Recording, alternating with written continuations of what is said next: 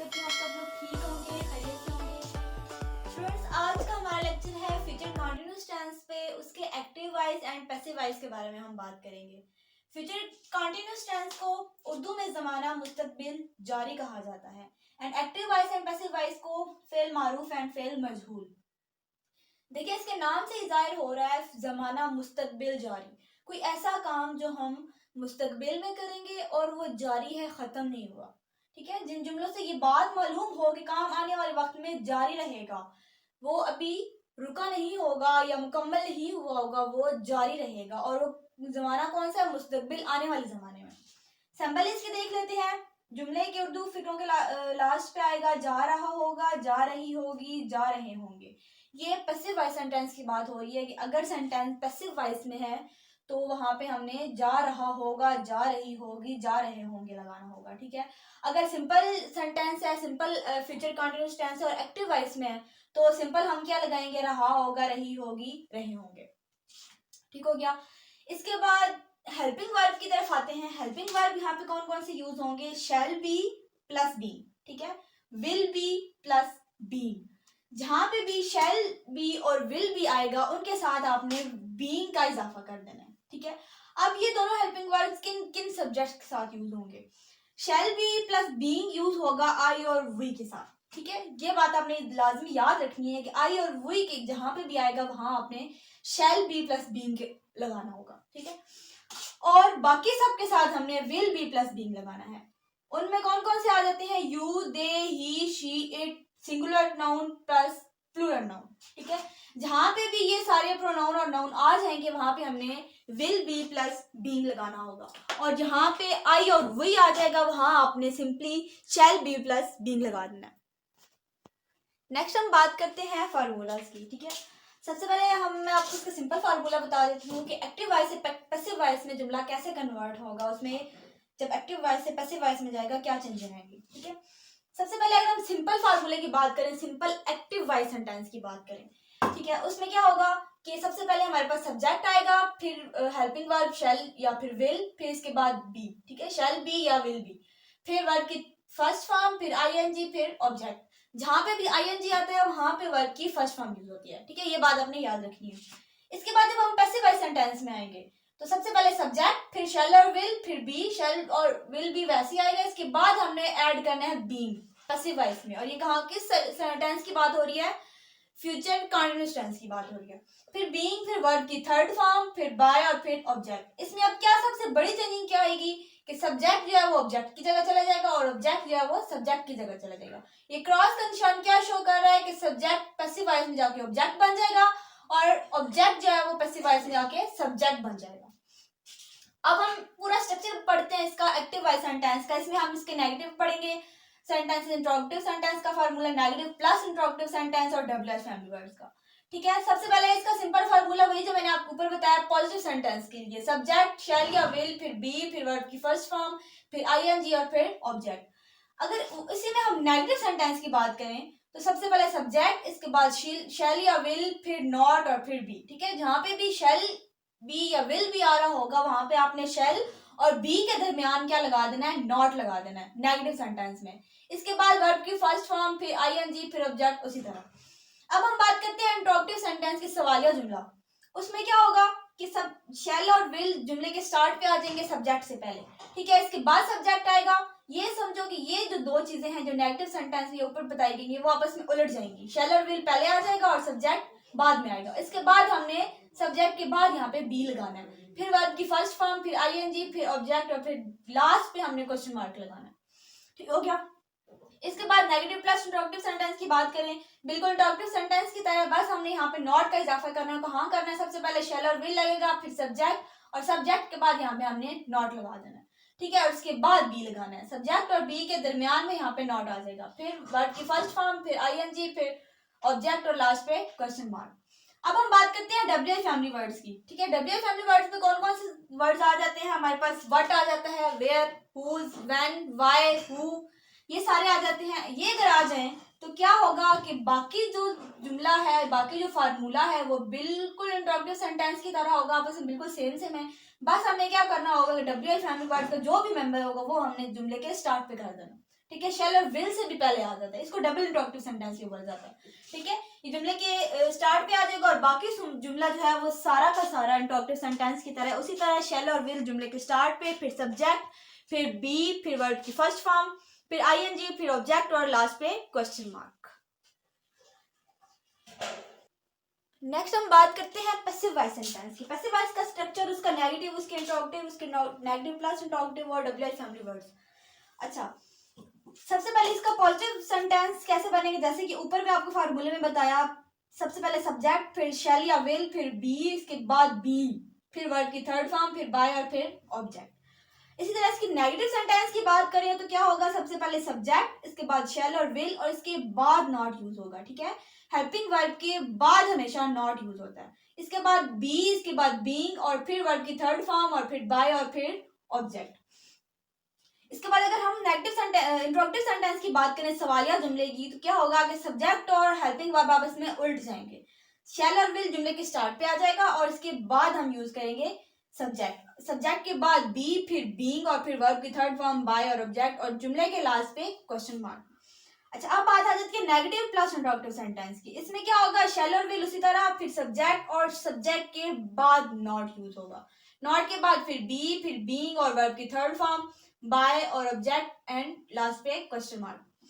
इसके बाद हमारे पास आ जाते हैं डब्ल्यूआई फैमिली वर्ड्स के मेंबर। जैसे कि पिछले एक्टिव वॉइस सेंटेंस में बताया था, इसी तरह होगा कि सबसे पहले डब्ल्यूआई फैमिली वर्ड का जो भी मेंबर होगा जुमले के स्टार्ट पे आ जाएगा, डबल इंट्रोगेटिव सेंटेंस हो गया। इसके बाद शैल और विल, इसके बाद सब्जेक्ट, बी, बीइंग, वर्ब की third form, by, object and question mark. Interrogative sentence का ये पूरा फार्मूला और ये फार्मूला बिल्कुल सेम है, जस्ट आपने डब्ल्यूआई फैमिली वर्ड्स का मेंबर यहाँ पे लगा देना है।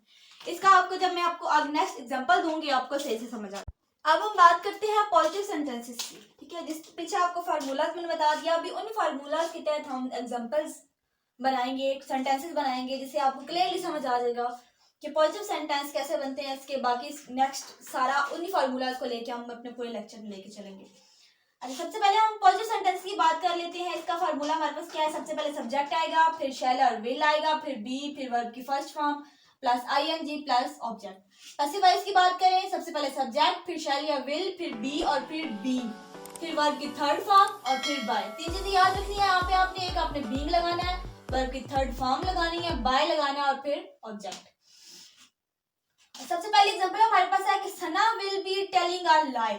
मैंने आपको पीछे भी बताया था कि एक चीज आपने याद रखनी है कि जब हम एक्टिव वॉइस से पैसिव वॉइस में जाते हैं तो सबसे पहले हमने सब्जेक्ट को ऑब्जेक्ट की जगह कर देना और ऑब्जेक्ट को सब्जेक्ट की जगह कर देना। अब यहाँ पे क्या है, सना विल बी टेलिंग अ लाई। अब यहाँ पे सब्जेक्ट हमारे पास सना है और ऑब्जेक्ट हमारे पास अ लाई है।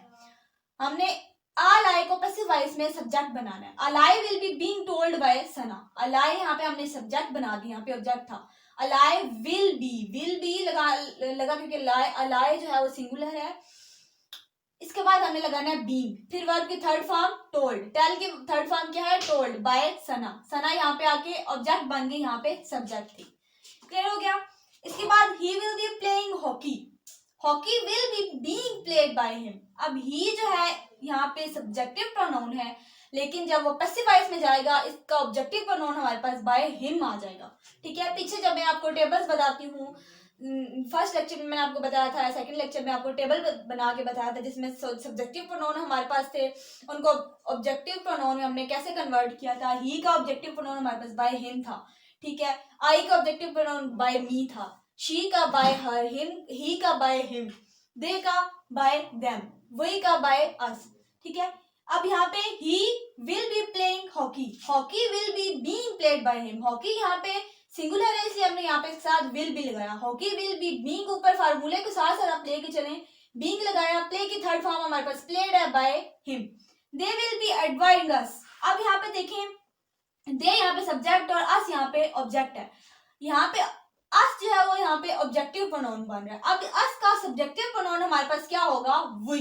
ठीक है, उसी टेबल को अगर हम उल्ट दें, ठीक है, वी से अस से वी शैल बी। अब मैंने आपको पहले बताया था कि आई और वी के साथ शैल बी लगेगा। We shall be being admired by them. They का ऑब्जेक्टिव प्रोनाउन हमारे पास by them. I shall be making new plans, new plans will be being made by me. ठीक है, मेक की थर्ड फॉर्म हमारे पास made आ जाती है और आई का ऑब्जेक्टिव प्रोनाउन हमारे पास बाय मी आ जाता है। We shall be writing the story, the story will be being written by us. We का यहाँ पे ऑब्जेक्टिव प्रोनाउन हमारे पास बाय अस आ जाता है। बाकी ये जुमला सारा उसी फार्मूला के तहत होगा, बहुत इजी। अगर आप अपने माइंड में फार्मूला रख लें तो आपको बिल्कुल भी कोई डिफिकल्टी नहीं होगी। इसके बाद हमारे पास आ जाते हैं नेगेटिव सेंटेंसेस, मनफी जुमले। अच्छा, इसका फार्मूला हमारे पास क्या है? सबसे पहले सब्जेक्ट, इसके बाद शैल और विल, फिर नॉट, फिर बी, फिर वर्ब की फर्स्ट फॉर्म, फिर आईएनजी, फिर ऑब्जेक्ट। पैसिव वॉइस में अगर देखें तो सबसे पहले सब्जेक्ट, फिर शैल और विल, फिर नॉट, फिर बी, नॉट और बी इसी तरह। बाकी यहाँ तक जुमला बिल्कुल इसी तरह है। जस्ट आपने यहाँ पे क्या करना है, बीइंग का इजाफा करना है, फिर वर्ब की थर्ड फॉर्म लगा देनी है, फिर बाय और फिर ऑब्जेक्ट। अब इसकी एग्जांपल देख लेते हैं। The teacher will not be teaching English. अब यहाँ पे द टीचर सब्जेक्ट आ गया हमारे पास और इंग्लिश यहाँ पे हमारे पास ऑब्जेक्ट आ गया। यहाँ पे इंग्लिश हमारे पास सब्जेक्ट और यहाँ पे ऑब्जेक्ट। क्या हुआ कि द टीचर था वो यहाँ पे जाके सब ऑब्जेक्ट बन गया और यहाँ पे इंग्लिश ऑब्जेक्ट था, यहाँ पे जाके सब्जेक्ट बन गया। English will not be being taught by the teacher. ठीक है, इंग्लिश विल नॉट, विल के बाद हमने नॉट लगाया, फिर बी और फिर बीइंग। जुमले फार्मूले को आपने साथ साथ लेके चलना है। बीइंग टॉट, टीच की third form taught by the teacher. They will not be wasting the energies, the energies will not be being wasted by them. Waste की थर्ड फॉर्म हमारे पास वेस्टेड आ जाती है और दे का जो ऑब्जेक्टिव प्रोनाउन है वो हमारे पास बाय देम आ गया। He will not be telling a lie will not be being told by him. We shall not playing cricket, cricket will not be being played by us. We का यहाँ पे objective pronoun हमारे पास क्या आ जाता है, अस। इसके बाद हमारे पास आ जाते हैं इंटरॉगेटिव सेंटेंसेस। ठीक है, सवालिया जुमले। इसका एक्टिव वॉइस अगर हम देखें उसका फार्मूला हमारे पास है। सबसे पहले आएगा हमारे पास शैल और विल, हेल्पिंग वर्ब जुमले के स्टार्ट पे आ जाएंगे, फिर सब्जेक्ट, फिर बी, फिर वर्ब की फर्स्ट फॉर्म, फिर आईएनजी, फिर ऑब्जेक्ट और फिर क्वेश्चन मार्क। पैसिव वॉइस का अगर हम देखें सबसे पहले शैल विल, फिर सब्जेक्ट, फिर बी और फिर बीइंग, फिर वर्ब की थर्ड फॉर्म, फिर बाय और फिर ऑब्जेक्ट और फिर क्वेश्चन मार्क। इसकी एग्जांपल सिंपल सी है, shall we be helping the poor. अब यहाँ पे शेल लगा, फिर इसके बाद वी, यहाँ पे सब्जेक्ट, फिर बी, फिर हेल्प वर्ब की फर्स्ट फॉर्म, फिर ING, the poor, object. Will the poor be being helped by us. अब यहाँ देखिए बिल्कुल इस फार्मूले को अपनी नजर में रखें और ये बात याद रखें कि यहाँ जो एक्टिव वॉइस का सब्जेक्ट है वो यहाँ जाके ऑब्जेक्ट बन जाएगा और यहाँ का जो ऑब्जेक्ट है वो यहाँ जाके सब्जेक्ट बन जाएगा। अब वही यहाँ पे सब्जेक्ट है और द पुअर यहाँ पे ऑब्जेक्ट है। ठीक है, शेल तो यहाँ पे हेल्पिंग वर्ब हो गया। दापुअर के लिहाज से हमने यहाँ पे विल लगाना है। अब यहाँ पे वी के साथ हमने आपको बताया था कि शेल लगाना है, लेकिन यहाँ पे अब दापुअर सब्जेक्ट आ रहा है तो हमने यहाँ पे विल लगाना है। बाकी सबके साथ आपको बताया था विल था, सिवाय आई और वी के साथ, आई और वी के साथ शेल का इजाफा होगा, शेल बी का, और बाकी सबके साथ विल बी का। विल लगा, फिर दीपुअर सब्जेक्ट लगा जो यहाँ पे ऑब्जेक्ट था, फिर बी, फिर बीइंग हेल्प्ड, हेल्प की थर्ड फॉर्म हेल्प, हेल्प की third form help by us. ठीक है, अब अस यहाँ पे कैसे आया बाय अस, क्योंकि यहाँ पे सब्जेक्ट जो था वो वही था और वही की जो ऑब्जेक्टिव प्रोनाउन है वो यहाँ पे बाय अस है। Shall I be taking food, will food be being taken by me. Shall यहाँ पे क्यों लगा, क्योंकि यहाँ पे आई था। यहाँ पे विल क्यों लगा, क्योंकि यहाँ पे फूड आ रहा है एज अ सब्जेक्ट। फूड यहाँ पे सिंगुलर है इसलिए यहाँ पे विल लगा। Will food be being taken by me, take की थर्ड फॉर्म यहाँ पे टेकन, बाय मी आई का ऑब्जेक्टिव प्रोनाउन। ठीक है, इसके बाद हम बात करते हैं नेगेटिव प्लस इंटरॉगेटिव सेंटेंस की। अच्छा, नेगेटिव प्लस इंटरॉगेटिव सेंटेंस का जो फार्मूला है वो एज इट इज इंटरॉगेटिव सेंटेंस की तरह है, बस हमने क्या करना है कि सब्जेक्ट के बाद यहाँ पे नॉट लगा देना है। ठीक है, एग्जांपल देख लें, will the man not in selling the new product. अब देखें यहाँ पे विल यहाँ पे हेल्पिंग वर्ब है, दी मैन यहाँ पे सब्जेक्ट है, सब्जेक्ट के बाद यहाँ पे नॉट आ रहा है। ठीक है, will the new product not be being sold by the man. Passive voice का फार्मूला भी बिल्कुल इसी तरह है, सब्जेक्ट के बाद आपने यहाँ पे नॉट लगा देना। न्यू प्रोडक्ट यहाँ पे हमारे पास सब्जेक्ट आ गया तो यहाँ पे नॉट आ गया, नॉट के बाद बाकी सारा फार्मूला इंटरॉगेटिव सेंटेंस की तरह ही है। यहाँ पे क्या हुआ, विल उसी तरह आएगा, द न्यू प्रोडक्ट्स, यहाँ पे द न्यू प्रोडक्ट हमारे पास ऑब्जेक्ट आ रहा है, यहाँ पे जाके सब्जेक्ट बन गया। नॉट लगा, इसके बाद बी, फिर being sold by the man. Will my friend not be receiving the gift? Will the gift not be being received by my friend? बाकी फार्मूला उसी तरह। ये थे हमारे पास negative interrogative sentences and negative plus interrogative sentences. अब हमारे पास है WH plus interrogative sentences, double interrogative sentence भी इनको कहा जाता है। अच्छा, इसके बाद इसका एक्टिव वॉइस का फार्मूला हमारे पास क्या हो जाता है, बिल्कुल इंट्रोगेटिव सेंटेंस की तरह बिल्कुल सेम है। जस्ट आपने क्या करना है, स्टार्ट पे WH फैमिली वर्ड का जो भी मेंबर होगा वो आपने स्टार्ट पे लगा देना, ठीक है। उसी तरह फिर आगे शैल और विल लगेगा, फिर सब्जेक्ट, फिर बी, फिर वर्ब की फर्स्ट फॉर्म, फिर ING और फिर ऑब्जेक्ट और लास्ट पे क्वेश्चन मार्क। पैसिव वॉइस में भी इसी तरह इंट्रोगेटिव सेंटेंस की तरह ही है, जस्ट यहाँ पे WH फैमिली वर्ड का मेंबर लगेगा, फिर शैल और विल, फिर सब्जेक्ट, फिर बी, फिर बीइंग और वर्ब की third form bye plus object plus question mark. Example जैसे क्या है कि why will my friend be receiving the gift. अब व्हाई और वाई WH फैमिली वर्ड्स का मेंबर है, वो इसी तरह स्टार्ट पे लगेगा, हेल्पिंग वर्ब विल स्टार्ट पे लगेगा, माय फ्रेंड यहाँ पे क्या था, यहाँ पे सब्जेक्ट है, यहाँ जाके ऑब्जेक्ट बन जाएगा। बी रिसीविंग द गिफ्ट, यहाँ पे बी वैसे लगेगा, फिर बीइंग लगेगा, फिर रिसीव की third form received by my friend, यहाँ पे माय फ्रेंड सब्जेक्ट है, यहाँ जाके ऑब्जेक्ट बन गया। When will he be playing hockey, when will hockey be being played by him. अच्छा, ये थे मेरे पास WH प्लस इंट्रोगेटिव सेंटेंसेस।